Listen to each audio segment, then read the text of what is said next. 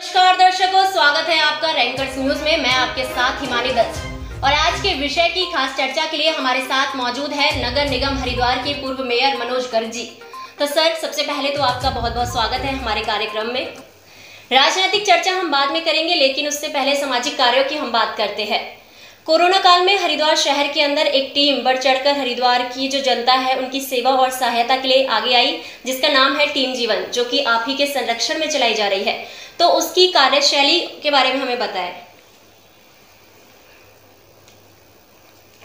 सबसे पहले तो मैं आपका धन्यवाद करना चाहता हूं और आप सभी को भी मेरा नमस्कार।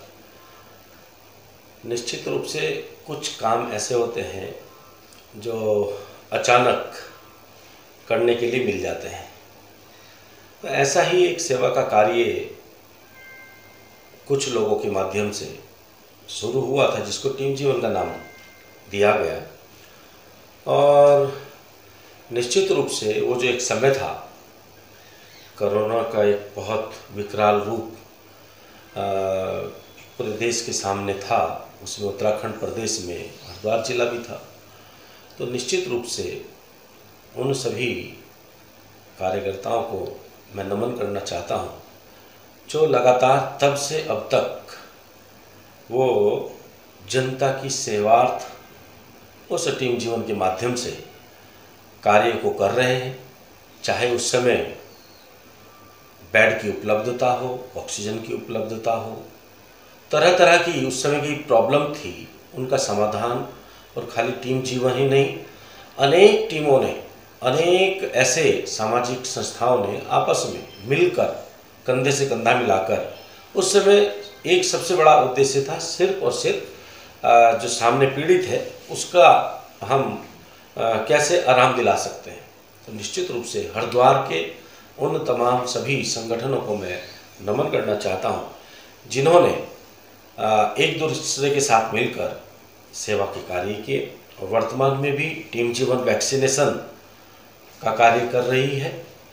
और निश्चित रूप से जब कोई कार्य करता है तो उसमें कार्य करने के बाद कुछ दिक्कतें भी आती हैं, लेकिन वो सब लोग एक टीम के रूप में कार्य कर रहे हैं। और निश्चित रूप से पूरे हरिद्वार के अंदर जो टीम जीवन कार्य कर रही है, अनेक संस्थाओं को साथ में लेकर कर रही है। अनेक कैंप लग रहे हैं, वहाँ पर अनेक संस्थाएं उसको वहाँ पर करती है। तो मैं उत्तराखंड की सरकार, जिला प्रशासन, स्वास्थ्य विभाग और उन तमाम संस्थाओं का जो कि आपस में मिलकर कार्य कर रही हैं, मैं उनको धन्यवाद और नमन करता हूँ। जी, वैक्सीनेशन की आपने यहाँ पे बात करी है, तो लगभग टीम जीवन के द्वारा वैक्सीनेशन जो कैंप लगाए गए थे, कितने लोगों का वैक्सीनेशन हो चुका है? एक्चुअल में टीम जीवन का ये उद्देश्य नहीं है जी कि कितने लोगों का हुआ, क्योंकि कोई ये एक ऐसा मंच या आंकड़े बता। हाँ, अधिक से अधिक लोग वैक्सीनेशन के लिए आए, जिससे जो थर्ड वेव है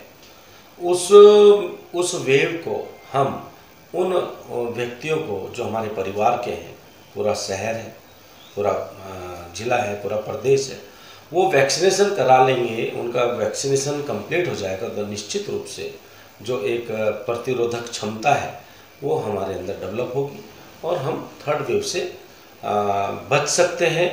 कोरोना वैक्सीनेशन के माध्यम से, मास्क लगाने के माध्यम से, और कोई ज़रूरी ही कार्य हो तब ही हम प्रोटोकॉल का पालन करते हुए, जो भारत सरकार और स्टेट गवर्नमेंट के हैं, मास्क लगाना, सोशल डिस्टेंसिंग रखना, तो निश्चित रूप से हम थर्ड वेव को, क्योंकि थर्ड वेव तो वो हमेशा कौन किसके द्वारा थर्ड वेव का पहला वो बन जाए, तो पहला व्यक्ति वो मैं ना बनूं, इसके लिए मुझे वो प्रोटोकॉल का पालन करना होगा। जी, वो टीम जीवन चाहती भी है अवेयरनेस। अब थर्ड वेव की जो अवेयरनेस है, सरकार के द्वारा जो गाइडलाइन है, तो एक संरक्षक होने के नाते निश्चित रूप से हम उसका भी कार्य कर रहे हैं कि आने वाले समय में हम और किस तरह से लोगों को जागृत कर सकते हैं। जी, बहुत सुंदर नाम है आपकी टीम का, टीम जीवन।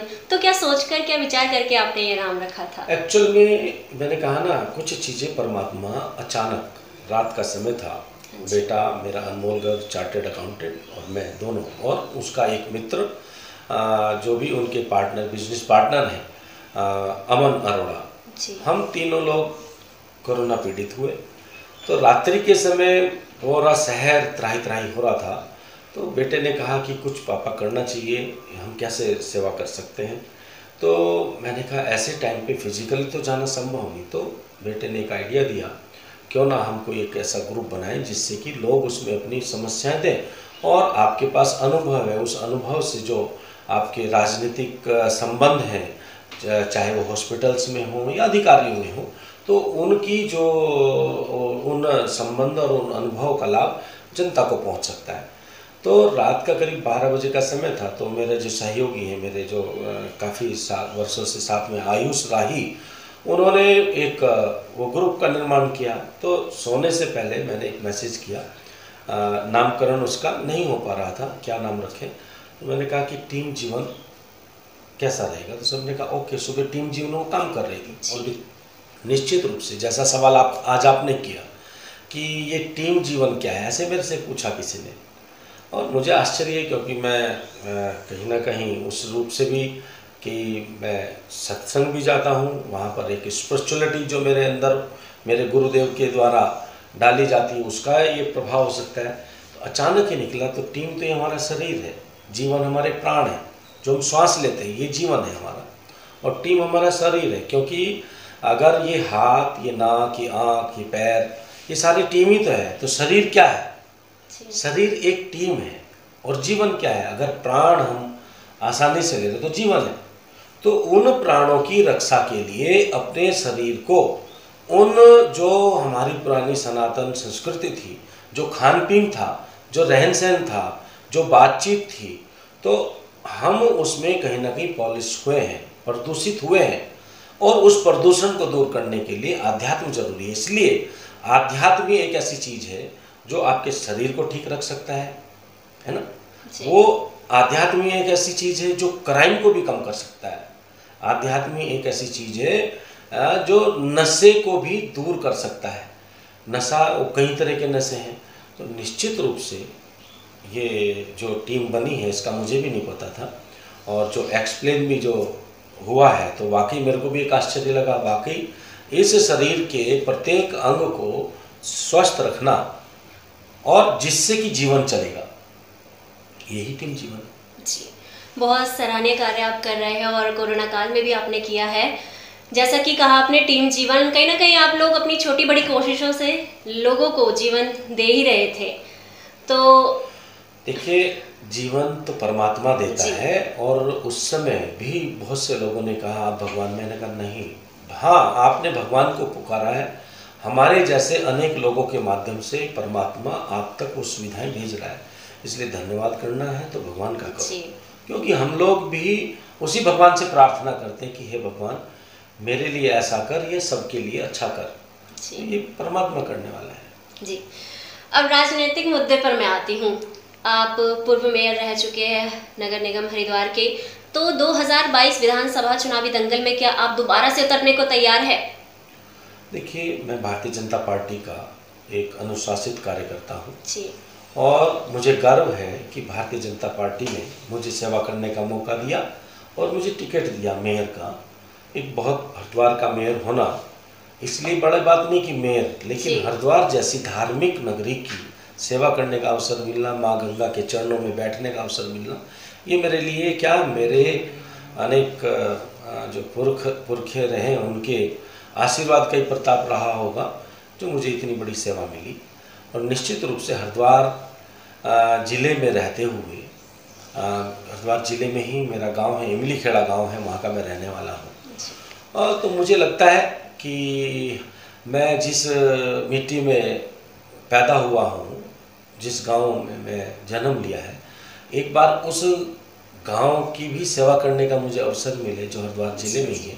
तो ऐसा प्रयास मैंने 2017 में किया था। कलियर विधानसभा से मैंने टिकट मांगा था, लेकिन पार्टी ने जिसको दिया, हम उनको जिताने में उतना, हम कुछ वोटों से पीछे रह गए।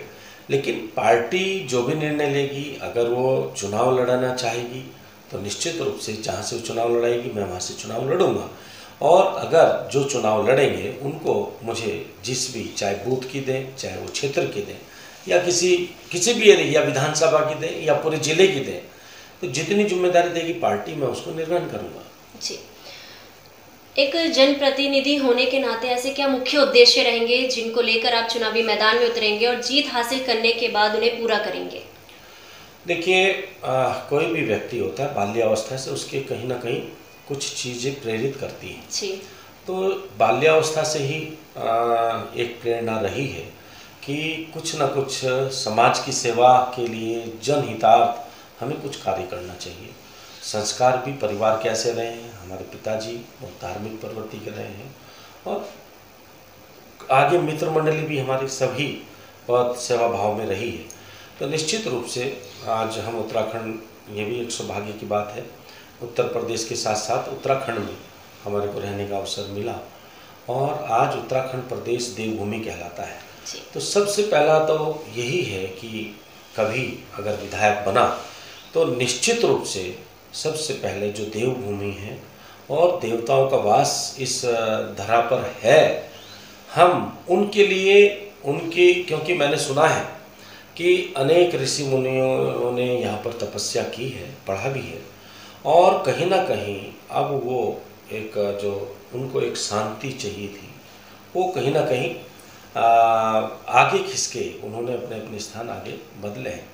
तो उत्तराखंड को और नज़दीकी से जानकर यहाँ की जनता के हितार्थ, जैसे पलायन का एक बहुत बड़ी चीज़ है, तो हमारी सरकार और संगठन लगातार सीमाओं के नज़दीक जो भी हमारे ज़िले हैं उनको किस तरह से हम संरक्षित कर सकते हैं और वहाँ के ज़िलों में रहने वाले व्यक्ति को और कैसे मजबूत कर सकते हैं, आर्थिक रूप से भी, शारीरिक रूप से भी।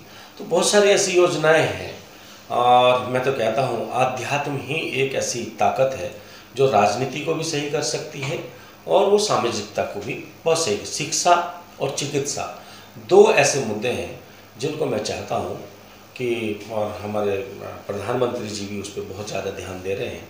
वर्तमान में हमारे सीएम साहब धामी जी भी बहुत इस चीज़ को कहना चाहिए योजनाबद्ध तरीके से नियोजित विकास के साथ साथ हम कैसे व्यवस्थाएं और सुविधाएं दे सकते हैं।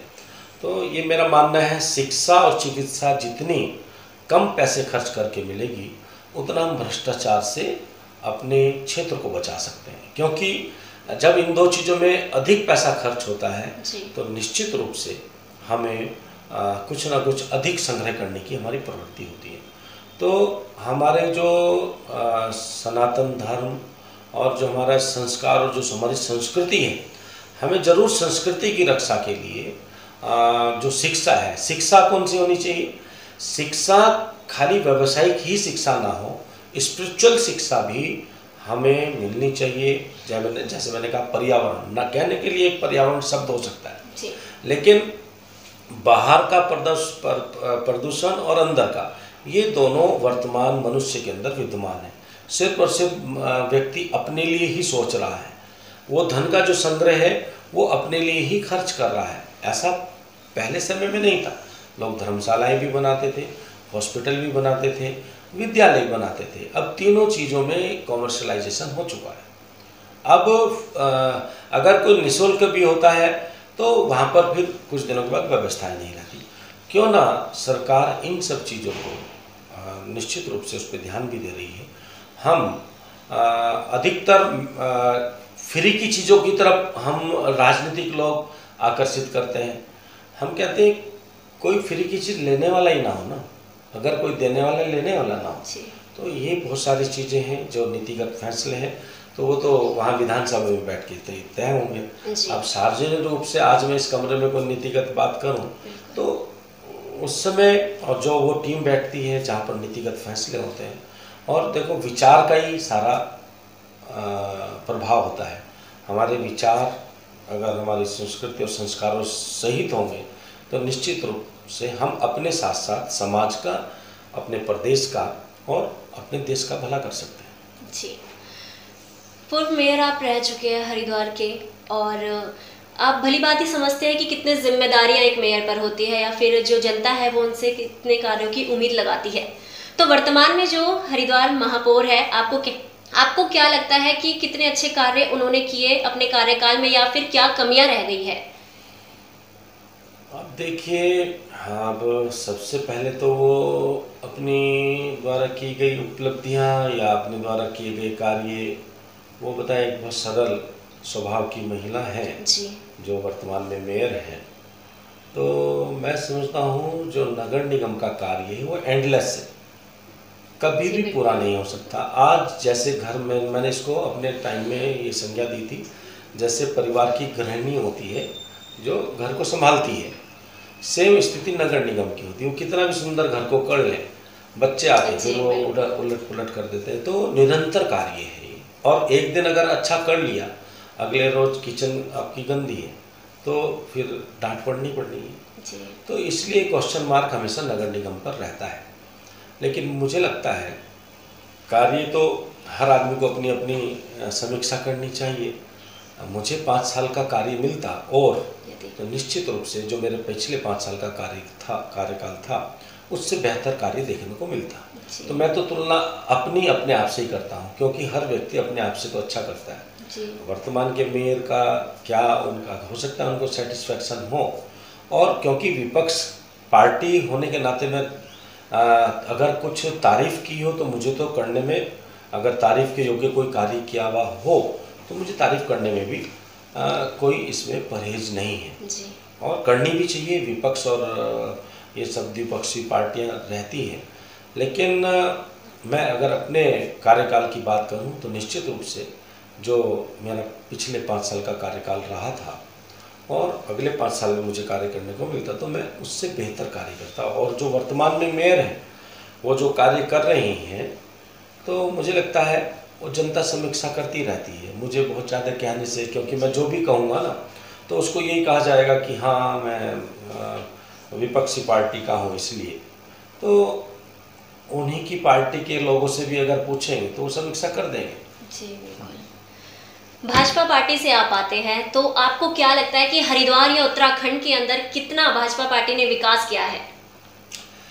देखिए, जब से उत्तराखंड बना है तो विकास अगर हुआ है तो सिर्फ और सिर्फ भारतीय जनता पार्टी के ही द्वारा हुआ है। कांग्रेस तो सिर्फ सत्ता भोगने के लिए आती है। ये जरूर मैं कहना चाहूँगा, जब उत्तराखंड का निर्माण हुआ, माननीय प्रधानमंत्री अटल बिहारी वाजपेयी जी ने एक विशेष पैकेज दिया था और उस पैकेज को सही ढंग से खर्च करने का कार्य निश्चित रूप से तिवारी जी को बधाई दी जा सकती है। उन्होंने बहुत अच्छी तरह से उस पैकेज को यहाँ की जनता के हितार्थ खर्च किया। उसके बाद का जो कार्यकाल कांग्रेस का रहा है तो मैं तो नहीं समझता कि बहुत अच्छा कार्यकाल रहा हो,